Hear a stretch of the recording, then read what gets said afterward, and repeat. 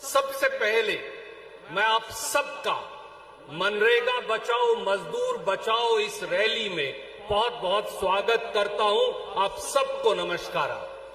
साथियों, दोस्तों, बुजुर्गों, बीजेपी और जनता दल ने मिलकर इस देश के गरीबों पर, इस देश के मेहनत कशों पर, इस देश का पेट पालने वाले लोगों के पेट पर, रोजी रोटी पर हमला बोला। ये हमला कांग्रेस पार्टी पर नहीं, ये हमला इस देश के गरीबों पर है। मजदूरी कर करोड़ों करोड़ों इस देश के लोग, कर्नाटक के लोग आज भी अपना पेट पालते। अनेकों समय उनको काम नहीं मिल पाता। इसलिए कांग्रेस पार्टी, डॉक्टर मनमोहन सिंह, श्रीमती सोनिया गांधी रोजगार का अधिकार कानून लेकर आए। अपने और अपने परिवार के लिए काम मांग सकता है, ये कानून में गारंटी कांग्रेस ने लिखकर दी। बीजेपी तब भी चाहती थी कि गरीब मजदूर को यह अधिकार ना मिले, पर उस समय कांग्रेस पार्टी की सरकार ने महात्मा गांधी रोजगार गारंटी कानून बनाया और इस देश के हर गरीब को, दलित को, पिछड़े को, आदिवासी को, अल्पसंख्यक को, गरीब सामान्य वर्गों के गरीब को ये जिम्मेवारी दी, ये गारंटी दी कि वो कभी भी सरकार से काम मांग सकते हैं और सरकार को देना पड़ेगा।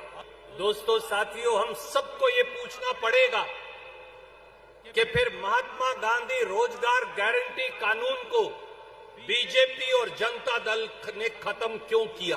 दोस्तों, इस देश में 11 करोड़ मजदूर हैं, उनका परिवार मिलाओ तो वो संख्या 55 करोड़ यानी 55 करोड़ है। बीजेपी और जनता दल 55 करोड़ लोगों की रोजी और रोटी और उनके पेट पर लात क्यों मार रहे हैं? वो दलित से मजदूरी का अधिकार क्यों छीनना चाहते हैं? वो पिछड़ों और आदिवासियों से उनके काम का अधिकार क्यों छीनना चाहते हैं? वो हिंदू हो, मुस्लिम हो, सिख हो, ईसाई हो, वो उनसे रोजी रोटी कमाने का और सरकार से अधिकार से काम मांगने का अधिकार क्यों छीन रहे हैं? ये सवाल हमें बीजेपी के हर नेता से पूछना पड़ेगा। उनके कॉरपोरेटर से, उनके सरपंच से, उनके विधायक से, उनके एमपी से, उनके केंद्रीय मंत्रियों से ये सवाल पूछना चाहिए कि आप गरीब के पेट पर लात क्यों मार रहे हैं?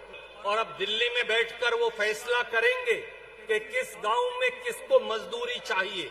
क्या दिल्ली में बैठे ऑफिसर्स को हिंदुस्तान के 7.5 लाख 7.5 लाख 7.5 लाख गांव की समस्याएं और जरूरियात का पता है? बीजेपी और जनता दल आपके जेब का पैसा और आपके बच्चों की रोटी छीनना चाहते हैं, छीन रहे हैं। ये सवाल हमें उनसे पूछना पड़ेगा। और आखिर में ये कहूंगा, प्रधानमंत्री मोदी ने एक और व्यापार समझौता किया है अमेरिका से। अमेरिका से किया गया ये व्यापार समझौता सीधे सीधे गांव, खेत, खलिहान, गरीब, उनके रोजी रोटी को गिरवी रखने का षड्यंत्र है।